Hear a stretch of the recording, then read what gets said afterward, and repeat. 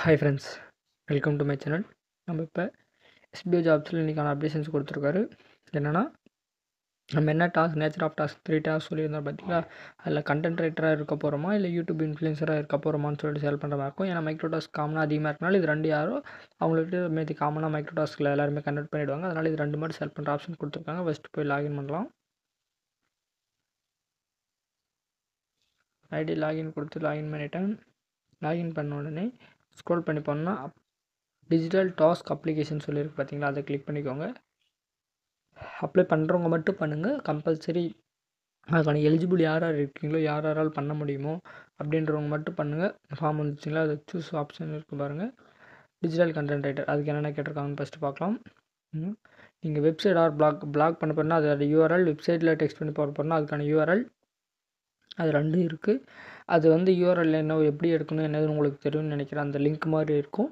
அந்த லிங்கை கிளிக் பண்ணால் தான் உங்களோட யூஆர்எலுக்கு போகிற மாதிரி இருக்கும். பார்த்தீங்கன்னா ஆல்ரெடி க்ரியேட் பண்ணி வச்சுருக்கிறவங்க அதில் கொஞ்சம் எக்ஸ்பீரியன்ஸ் இருந்தால் பெஸ்ட்டாக இருக்கும். இல்லை இப்போ தான் கற்றுக்கிட்டேங்க, கொஞ்சம் கொஞ்சமாக கற்றுக்கிட்டேன், எக்ஸ்பீரியன்ஸ் இல்லைனாலும் கற்றுக்கிட்டேன் அப்படின்றவங்க மட்டும் கொடுங்க. ஏன்னா அதுக்கு நீங்கள் எப்படி பண்ண போகிறீங்க, அது எவ்வளோ கிளாரிட்டி எவ்வளோ இதாக கொடுத்துருக்கீங்கன்றதை பொறுத்து உங்களுக்கு இன்கமும் இதிலேருந்து கொடுப்பாங்க. அது இன்கம் வருதுன்னு தெரியாதில் இதை செலக்ட் பண்ணால் கண்டிப்பாக ஐடி சஸ்பெண்ட் ஆகிடும். என்னால் முடியும், எலிஜிபிளாக இருக்கீங்க, எனக்கு எல்லாமே தெரியும், இப்போ தான் ஸ்டார்டிங் ஸ்டேஜ்னால் கூட நீங்கள் பண்ணலாம், ஒன்றும் பிரச்சனை இல்லை. எல்லாமே தெரிஞ்சுக்கிட்டு பண்ணுங்கள். நெக்ஸ்ட்டு வெப்சைட் நேம், உங்களோட வெப்சைட் நேம் என்னவோ அதை போட்டுக்கோங்க. என்ன நேம் க்ரியேட் பண்ணியிருக்கீங்களோ அதை போட்டுக்கோங்க. என்ன கண்டென்ட் போஸ்ட் பண்ண போகிறீங்க, கேமிங் கண்டென்ட்டா இல்லை டெக் கண்டென்ட்டா இல்லை பிளாக் கண்டென்ட்டா, எது போட போகிறீங்களோ, வில்லேஜ் அது சம்திங் என்ன கண்டென்ட் போட போகிறீங்களோ அதுக்கான கேட்டகரி போட்டுக்கோங்க, ஒன்றும் பிரச்சனை இல்லை. Website R creation date maximum கரெக்டாக டேட் போடணும்னு அவசியம் இல்லை. இப்போ ரீசெண்டாக கரெக்டான டேட் தெரிஞ்சுன்னா கரெக்டான டேட் போட்டுக்கோங்க. இல்லைனா மேக்ஸிமம் சம்திங் இந்த மந்த் இந்த இயரில் ஓப்பன் பண்ணியிருப்போன்னு உங்களுக்கு இருக்கும் பார்த்தீங்களா, அவங்க கரெக்டாக அது போட்டுக்கோங்க. கரெக்டாக எக்ஸாக்ட் டேட்டே தான் வேணுன்றது பிரச்சனை இல்லை. கண்டென்ட் போஸ்டிங் டிவைஸ், கண்டிப்பாக நீங்கள் டிஜிட்டல் இப்போ என்ன செலக்ட் பண்ணி டிஜிட்டல் கண்டென்ட் ரைட்டருக்கு வந்து கண்டிப்பாக பிசி இருந்தால் மட்டும் தான் பண்ண முடியும். அதுக்கான ஒர்க்ஸ் நிறையா இருக்குது, டிசைன் பண்ணுறது அது இதுன்னு எக்கச்சக்க வேலை இருக்குது. அது நீங்கள் யூடியூப்பில் எடுத்து வீடியோ பார்த்தீங்கன்னா தெரியும் எப்படி இருக்குது என்ன. ஆல்ரெடி பண்ணுறவங்களுக்கு தெரியும் எப்படி என்னதுன்னு சொல்லிட்டு. மொபைலில் பண்ணுறதுக்கான வாய்ப்பே கிடையாது, அந்தளவுக்கு இருக்குதுல, நீங்கள் பார்த்துக்கோங்க. பிசிடிஎஸ் என்ன பிசினா லேப்டாப் பண்ணுற பாருங்களா இல்லை பிசி விண்டோஸ் யூஸ் பண்ண பாருங்களா, என்னதுன்னு பார்த்து சொல்லுங்கள் கரெக்டாக, அதுன்னு போட்டுருங்க. How many post per week, உங்களால் எத்தனை போஸ்ட் பர் வீக் போட முடியுன்றது மென்ஷன் பண்ணிக்கோங்க. கரெக்டாக எல்லாமே பண்ணிவிட்டு கொடுத்துக்கோங்க. கம்பல்சரி லேப்டாப் இருந்தால் மட்டும்தான் உங்களுக்கு எலிஜிபிளே வரும். அது லேப்டாப்பாக இருக்கலாம் இல்லை பிசி எதுனாலும் இருக்கலாம், இருந்தால் மட்டும்தான் உங்களுக்கு எலிஜிபிள் வரும்.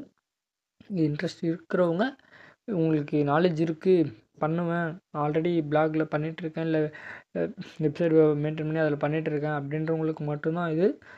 மீதி எல்லாருமே அப்புறம் பண்ணிவிட்டு அப்புறம் சஸ்பெண்ட் ஆகிட்டிங்கன்னா கண்டிப்பாக அது மெயில் ஏதாவது ப்ராசஸ் பின்னாடி வச்சுருப்பாங்க, தெளிவாக பார்த்து போட்டுக்கோங்க. நெக்ஸ்ட்டு என்னென்னா நம்ம டிஜிட்டல் இன்ஃப்ளூயன்ஸருக்கு என்னென்னா அதுவும் அதே மாதிரி தான் கேட்டிருப்பாங்க. Enter your YouTube, Instagram, FB page URL அப்படின்னு சொல்லி. யூடியூப்னு யூடியூப் நீங்கள் நார்மலாக ஒர்க் பண்ணியிருப்பேன், அதுக்கான யூஆர்எல் கேட்பாங்க. இன்ஸ்டாகிராம் பிஸ்னஸ் பேஜ் இருக்கணும். ஃபேஸ்புக்லேயும் அக்கௌண்ட்ஸ் இருக்கணும், ஃபேஸ்புக் பேஜஸ் வச்சுருக்கணும், பிஸ்னஸ் பேஜஸ்ஸு. அது இருக்கிறவங்களுக்கு மட்டும்தான் இது. அவங்களோட யூஆர்எல் எடுத்து போட்டுக்கோங்க. உங்களோட என்ன யூடியூப்னா யூடியூபோட பேஜோட நேம் இருக்கணும். இப்போ உங்களுக்கு யூடியூப்னா யூடியூப் ஒரு நேம் வச்சுருப்பீங்க பார்த்தீங்களா, அந்த மாதிரி இதுக்கு ஒரு நேம் இருக்கணும். அந்த நேம் கொடுக்கணும். கடைசியில் என்டர் வீடியோ கண்டென்ட் எல்லாத்துலேயுமே நீங்கள் இன்ஸ்டாலேயே இருக்கலாம், ஃபேஸ்புக்லேயே இருக்கும், யூடியூப்ல எல்லாத்துலேயுமே கண்டென்ட் போட போகிறீங்க, வீடியோவாக தான் போட போகிறீங்க. டெக்ஸ்ட் இமேஜஸ் எதுவுமே போடுறதில்ல, வீடியோ மட்டும் தான் போடுவீங்க. அதனால் வீடியோ கேட்டகிரியில் என்ன கேட்டகிரின்னு போட்டுக்கோங்க. நீங்கள் கரெக்டாக போடுற கேட்டகிரி தான் கொடுக்கணும்னு இல்லை. இன்னொன்று அடல்ட்ஸ் இருக்கக்கூடாது. மற்றபடி இந்த ஆன்லைன் ஜாப்ஸை பற்றி எதுவும் பேசியிருக்கக்கூடாது. மீதி எந்த வீடியோனாலும் நீங்கள் போட்டுக்கலாம், ஒன்றும் பிரச்சனை இல்லை.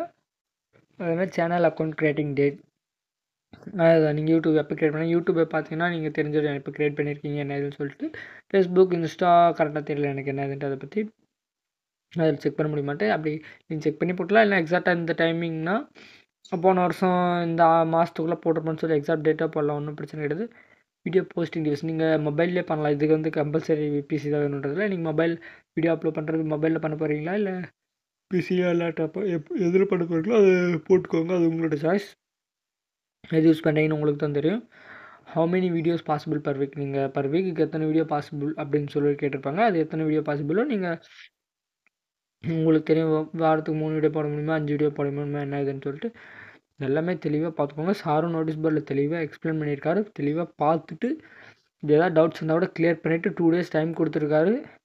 நீங்கள் மார்னிங் தான் ஓப்பன் பண்ணியிருக்காங்க, 2 days டைம் கொடுத்துருக்காரு. நல்லா தெளிவாக தெரிஞ்சுக்கிட்டு சப்மிட் கொடுங்க.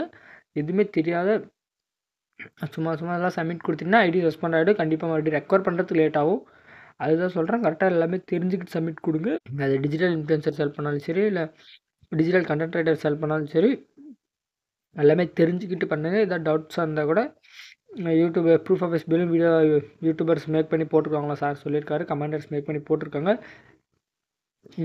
இது மீடியாவில் பார்த்தீங்கன்னா கூட எஸ்பிஐ மீடியா ஆப்ஷனில் பார்த்தீங்கன்னா கூட அதுலேயும் வீடியோஸ் இருக்கும்.